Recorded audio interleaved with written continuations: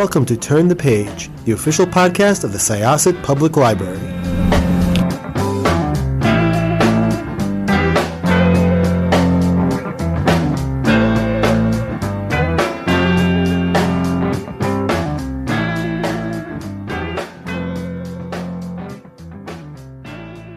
Hello, everybody. Welcome to Turn the Page. I'm your host today, Jen, and today I am joined by the author of a novel that I absolutely loved. A character in the book says, "The found object society is the most," and that's so true in all of the best ways. So welcome. Could I ask you to introduce yourself and your book, please? Of course. Hey, everybody. Thanks for joining us. I'm Michelle Maryk, and I am the author of The Found Object Society, which is the most. No, it's a novel of speculative suspense, and if you're not familiar with the term speculative, it's sort of an umbrella term that covers sort of anything that's grounded in reality that branches out to what could be. Like, say, Margaret Atwood is your ultimate, speculative suspense author. And the Found Object Society centers around Greta Davenport, who is a deeply troubled socialite, kind of train wreck of a human who's experienced an awful trauma 20 years before the book actually starts to the day. And that night, she's leaving a gala and she's driving drunk and she nearly crashes her car into a tree. And when she gets home, she closes the door, and immediately after, this blank white card slides under her front door, and she throws it open, and there's no one there. She has no idea how it got delivered. And she doesn't think much more of it until the next morning when she's scrolling through her phone, looking at photographs, and her camera locks onto a hidden QR code that's embedded within this blank card. And it's an invitation to the Found Object Society, which is a secretive, nefarious society, which allows its inevitably very wealthy members to choose from one of thousands of objects from different eras and regions. And when they hold that object, they experience the death of the last person who died touching it. And so quickly, Greta, who's an addictive person to begin with, sort of starts to, get addicted to the experience, but also realizes she might be able to tweak with the outcome of these deaths or voyages, as they're called. And with that, thinks that perhaps she might be able to go back and change a terrible event that happened in her past. Dot, dot, dot. Spoiler, spoiler, spoiler. What a concept. It really, when this book landed in my inbox, I really was like immediately like, yes, I need to Oh, read good. this. I'm Um, so glad. Before we talk about the book itself, could you tell us a little bit about your career and your Yeah. journey to writing? Because you've done some interesting things in addition to writing. And yeah, tell us about it. Well, it's been a long and windy road, this life. I and my husband and I joke, we're like, is this your third act or your fourth? And I'm like, maybe three and a half. But I went to college for creative writing. I was also a theater major. I was in a comedy improv group. And this is way back, people, way back. And and upon graduating, my English professors had kind of wanted me to try and go to an MFA for creative writing. And I was like, no, I'm going to go be on SNL in New York. So I'll see you guys later. Um, and I did go to New York. I did not end up on SNL, but I have for the past 25, 30 years had a pretty successful career as a voiceover and commercial and comedic actor. During that time, my writing mainly took the form of like sketch writing and one-woman shows. I wrote some screenplays, but it wasn't until 2019 that I really got back to and made the decision to go to narrative fiction. So I wrote two novels, and was querying agents, had some nibbles, and then I started Found Object, and that's really when things started happening. Hmm. Do you find that the acting and the comedy and the writing inform each other? Do you think your experiences give you like a unique perspective or extra, maybe like unexpected skills that transfer? Mhm. Absolutely. Improv, especially. In fact, in a very recent edition of Writer's Digest, I wrote an article how improv has helped me become a better writer.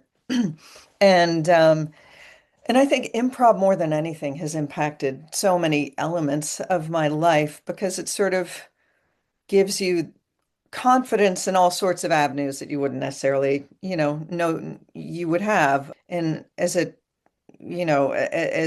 has to do with writing, people talk about the biggest thing that's scary for them is that blinking cursor, on a blank page. And what I try and do is think of myself on stage and I'm doing an improv and the audience throws out a suggestion. Usually it's like a noun or something like that. And I think, okay, I would never just blank and be like, hang on, I need a while and I'm going to go figure this out and come back. You just have to do it. So I treat every writing day as an improv exercise. Like I'm just going to do it. I might not know exactly what I'm going to do. I'm not like a big outliner, plotter. I'm not a full-on go by the seat of your pants pantser. I'm in between, but that's sort of the way I do it. I give myself one thing, like, okay, today Greta Davenport is standing outside of the Found Objects Society for the first time. What does she see? Go. And that's sort of how I do it. And not to say it's not terrifying every day, because it really is. But then I'm like, woo, I did it. And then I'm like, I could do this forever. And then the next morning I'm like, I can't do it again. I can't do it again. Um, but it works out. That's so interesting to me because I did probably very embarrassing improv like way back in high school, like We all 25 did. plus years ago. And I feel like, I spent a little bit of time teaching before I came to libraries, and Hmm. I feel like it made me a really good teacher. Yes. Um, and I think, like, it doesn't make things less scary, but I think it does make you more resilient to Yeah. experiencing that fear, you know? Hmm. Yeah, and just more open to just sort of trusting that whatever is going to happen, you can just sort of Yeah. go with it, somehow, and not just totally freeze up. And but yeah, I can see that in teaching, for sure. And as I've been doing this book tour and meeting people more and more, I know a lot of authors are like, I'm so afraid of talking to people and initially I was like, oh no, I really love this. I love like this is good. This is in my wheelhouse. Yeah. So it really does help. That's great. Yeah, there is like this weird thing about being a writer now, it seems that like a lot of what you do is like intensely private, like it's you alone with the screen or, Hmm. whatever. And then there's the part that has to be extremely public facing and selling your book Yes. and yourself and all of this. Yep. So that's two very extreme modes to have to Yep. swing back and forth. It's scalding hot or freezing Yeah. cold. Yeah, there's not a lot of in between, because it's like I'm wearing whatever I want in my little cave and I'm writing and then it's like ta-da, and I had to figure out what I'm wearing and do my hair and and talking to a lot of people. Yeah, it's like there's very little middle ground. So the Found Object Society was was this like really cool starting scenario the inception point? Was it the character of Greta? What was the seed from which this book germinated? It was a complete light bulb moment, actually, which doesn't happen a lot. I was in the well, not in the middle. I was like a quarter to a third of the way through a different novel. And one night I was sitting by our wood stove, and I think there was a cat on my lap, and I was drinking wine, and I was scrolling, doom scrolling through Instagram, and I came upon an ad on Etsy for like a 1920s, like beautiful etched martini glass, and it just got me thinking. I was like, wow, what did the person look like who originally owned that glass? And I started picturing this flapper with like black bob and bangs and bright red lips, and she's talking in a really mid-Atlantic kind of a way, sweetheart, and I was like, oh, that's kind of funny. And I was like, wow, well, what if she died while she was holding the glass? And where would that energy have gone? And literally the words found object came to my head. And so that started what for when I'm writing a draft, started all these notes that I put into my phone. And I'm a completionist, so I was like, I'm going to finish this other novel and then I'll get back and do this. And it literally woke me up at night. And so I did what I never do is I stopped the other one and I started doing this one, writing this one. I started the first week of April 2023. So we're pretty much just about at, that was years ago now. And I was done 4 months later, first week of August 2023. So it was like a fever dream coming out. And I was really glad. I listened to that voice and didn't sort of constrict myself. That's great. Yeah. That's trusting the process too. That's Yeah, improv. yeah, it is. Yes. Terrifying, jump off the cliff, leave the others behind, improv. So could you talk a little bit about shaping Greta Davenport as a Hmm. character? First off, I went to NYU, so I'm extremely jealous of her city apartment and its location Right. on Green Street. I'm like, oh, that would be a dream. Yeah, my Um, husband went to NYU too, so oh, yeah. yeah, what went into her? And was it hard to spend time in her head? As a reader, it's hard sometimes, but it's also really delightful because she's so funny. She's very funny. She's Yeah. very self-deprecating and self-effacing. Yeah, she's not like a ray of sunshine by any means, and she's very caustic and kind of a snob, and but that was kind of fun too. Well, I started when I pictured what this society was, and what this experience of these voyages, these deaths would be.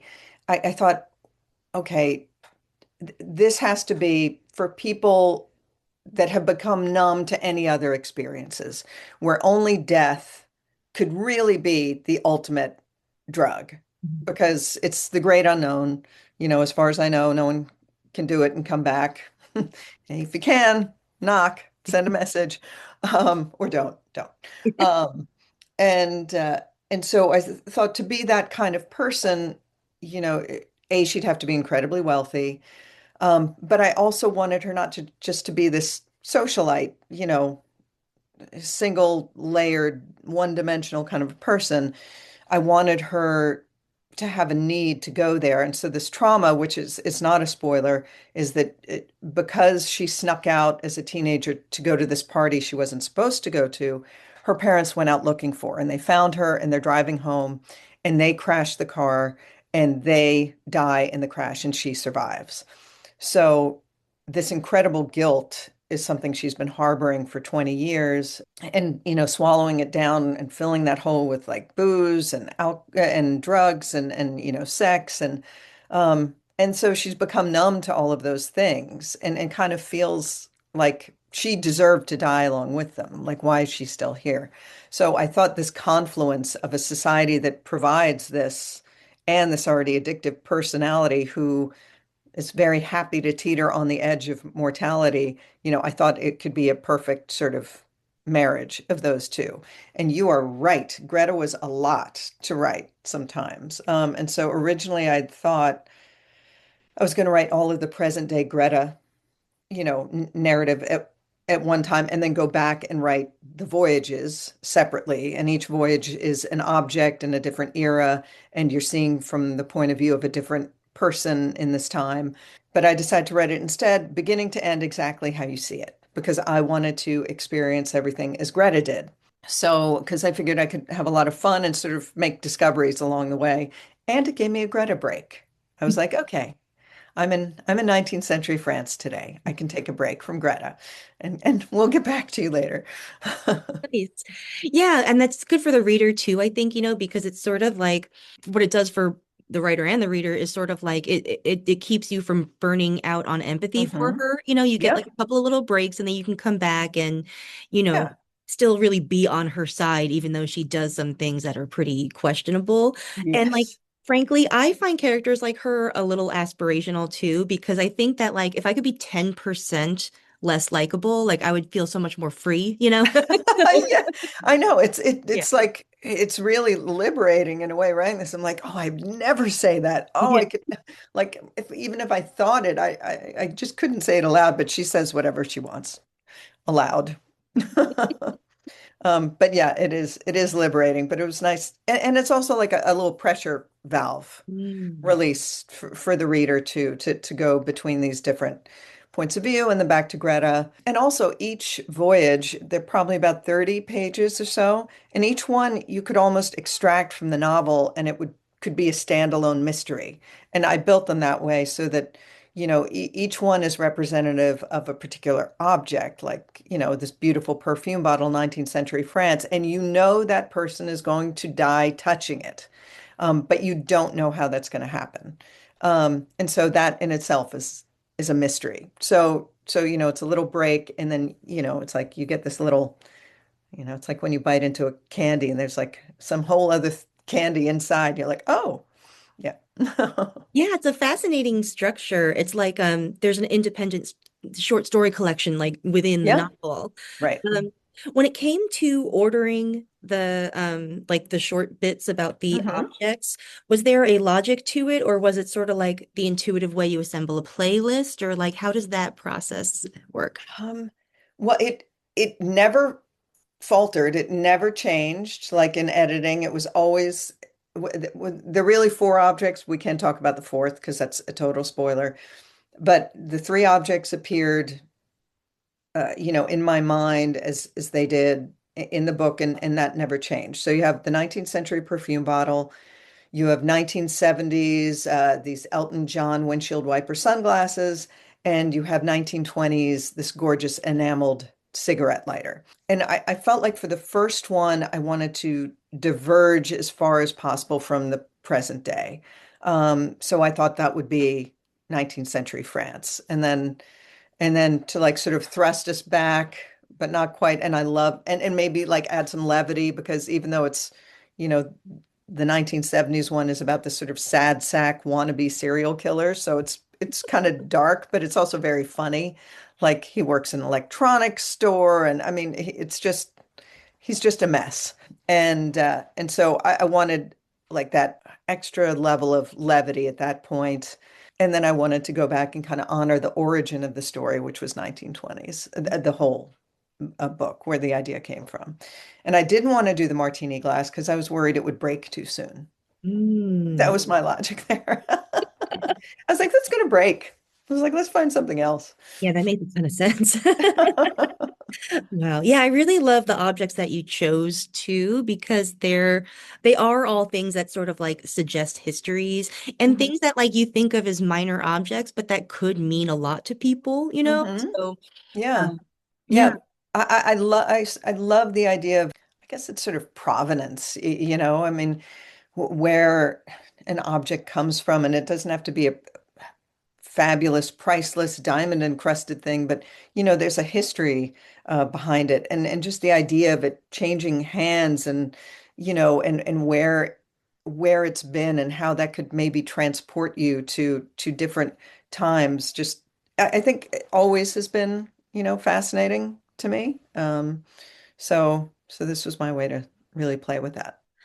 Oh, I'd like to ask a little bit more about the connections between um the way that you portray sort of like the ultra rich and how Mhm. having so much money can shape a person, Hmm. and how that leads to or connects to rather some of the stuff about addiction and Greta's Yeah. sort of addictive personality because they Yeah. do work together. They absolutely do. Well, just as backstory, when I first moved to New York, it was a really different city. I lived there probably for like 30 years, and so I saw a huge change in the affordability of the city, the character of the city. I mean, you went to NYU, so you know some of this, but it used to be a city where the people who ran it could afford to live there. And increasingly, it became like, nurses, firefighters, policemen, they all got teachers, all got pushed further and further out, and it became truly Manhattan became an island for the rich. And now not just Manhattan, but Brooklyn, Queens, even though I poo-poo Queens in the book. Sorry, Queens.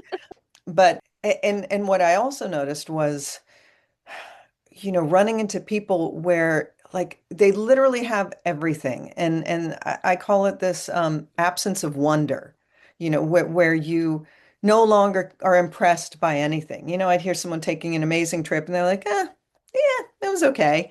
I'm like, I would kill for that trip. Are you kidding me?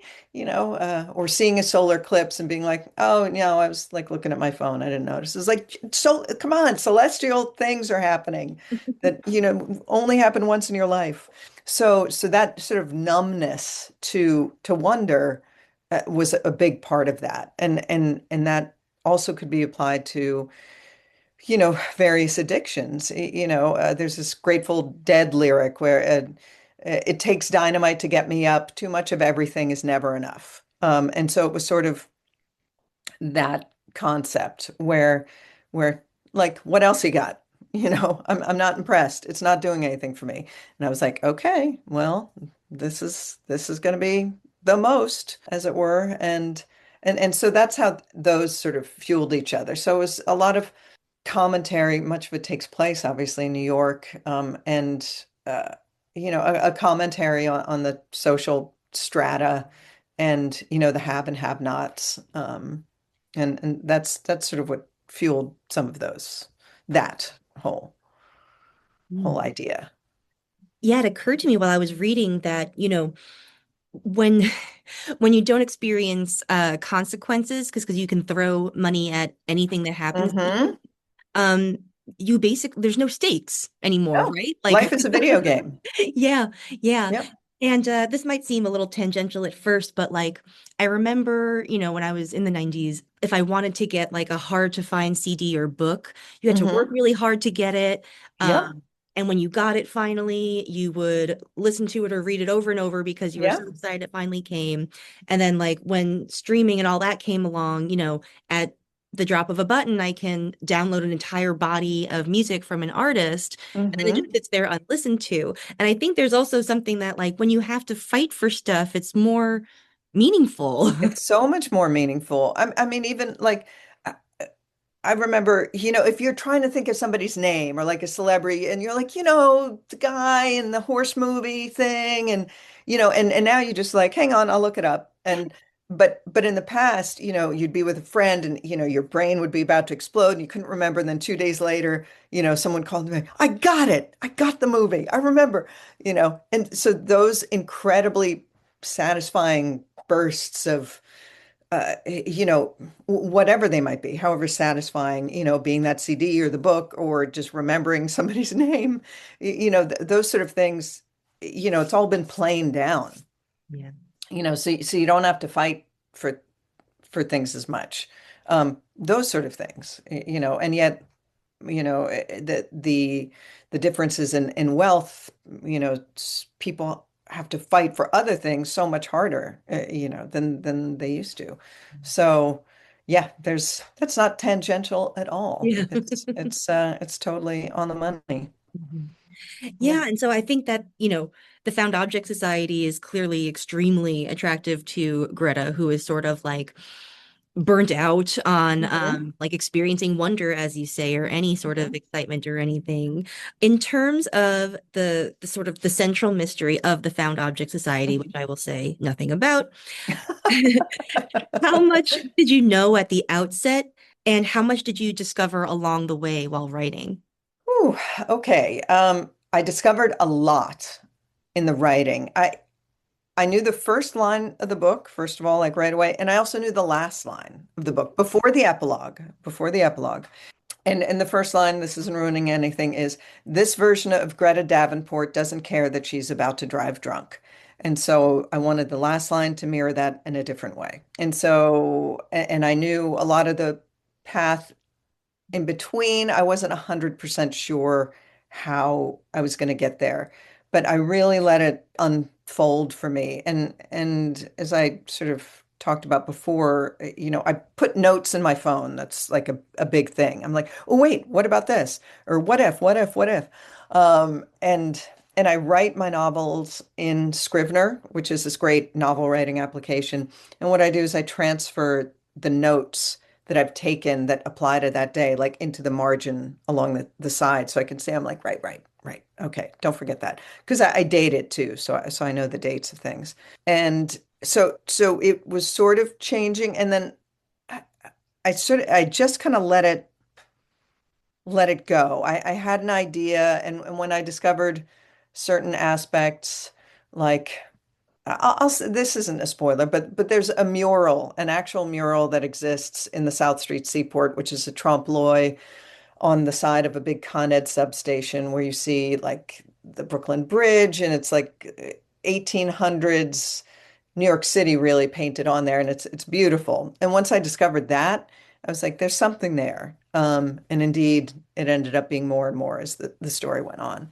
Um, And I just happened upon that, really. I can't remember if I was physically there or if I was sort of looking around when I found the location for the Found Object Society, which is also an actual building, no Found Object Society in it, at 273 Water Street. And so I think I was sort of exploring around there and I was like, wow, look at that. And then I was like, there can be fun. Fun can be had with this mural. Yeah. So it was a lot of unfolding. It was a lot of discovery for me, which is nice because it leads to like, me crying at the end, like while I'm typing. I'm like, oh. Yeah, I've talked to a couple authors about this, and it feels like sometimes I've used this metaphor a couple times now, but like trying to land a plane when you can't see the ground is what like kind Hmm. of finishing a book sounds like sometimes. Yes. So Yeah, it's so satisfying though. Like there's just nothing quite like, typing the end and being like, we got here. We landed. Hurrah. Yeah, that's another crying moment. Like I can't yeah. like the end. That's the best feeling. Don't do it too soon. Yeah. That's a good metaphor. I like it a lot. Thank you. So what's next for you? I know you're, Ooh, this one is just hot off the presses, but what it are you is. working on? Well, we're hoping a lot of the edits we did, my editor and I did with the Found Object site, we're planning breadcrumbs for a sequel. So, knock on wood, time will tell if they actually want to do that. I really hope they do. I know you read it, so you saw in the epilogue, it's like quite a bit of a cliffhanger right there. So you can see, I mean, it could be an ending, but you could also see how that could leap off in another direction. And but right now I'm just finishing edits on it's more literary horror, a book called Mater, which if you've ever seen the movie Barbarian, it's sort of Barbarian meets the daughter of Dr. Moreau. I can't say too much about it, but so we're hoping that it could possibly go. We're hoping, the Found Object Society here first, then Mater, then maybe if we're lucky, then sequel, and then something else. Like I said, I have two other books that I've written, so they might come to something. And then there's another one I really want to get started once I'm done with these edits. So it never ends, Jen. It never ends. Hopefully it never ends. Yeah, that is so exciting. Well, I am going to tell our listeners right now to please check out the Found Object Society so I get to read more of this because I absolutely loved it. And I think that you will too. And yeah, I You. can't wait to read Mater. That sounds really great too. Thank you for taking the time to talk to us. Oh, so my pleasure. And thank you. And hey, listeners, follow me on Instagram, just my name, and we'll see where we go. Yes. Yeah. We're on all the news. So I'm going to follow you as well. Thank Yeah. you. Thank you again.